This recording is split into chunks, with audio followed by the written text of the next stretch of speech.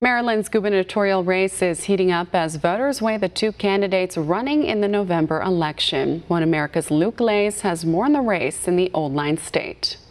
Maryland's gubernatorial general election is a battle between the seasoned conservative incumbent Larry Hogan and a far-left Bernie-style socialist named Ben Jealous. Jealous, whose upset win in the state's June primary, will be the underdog yet again as he looks to take the governor's seat from Hogan, who, due to bipartisan popularity, is clearly favored by the polls to retain his seat. However, Hogan lost some conservative fans in April after supporting legislation that will protect Obamacare and result in more than $700 million in tax increases. Some experts also say the race will be closer than indicated in the polls, as many expect predominantly liberal Maryland voters to react to the current division in Washington by coming out in droves to oppose anyone with an R next to their name.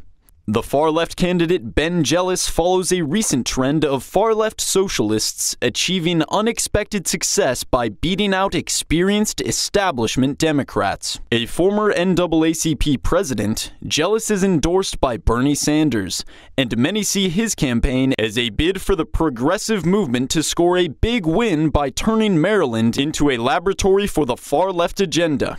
He is running on many of the policies that made Bernie a hit with millennials and minorities, primarily free college and Medicare for Maryland natives. Despite Vermont's failed experiment in emulating Canada's single-payer medical system, Jealous is convinced it will work in Maryland. The only way that we can take on the pharmaceutical companies, the only way that we can cut the overhead, the only way that we can get a better deal for the people of Maryland, all of them, is to move to single payer. While experts nod to Hogan as a solid bet to win the November election, they also heavily predicted Jealous would not make it past the primary. And with Maryland's gubernatorial record swinging decidedly to the left, with 8 out of the last 10 races won by Democrats, it could be anyone's game.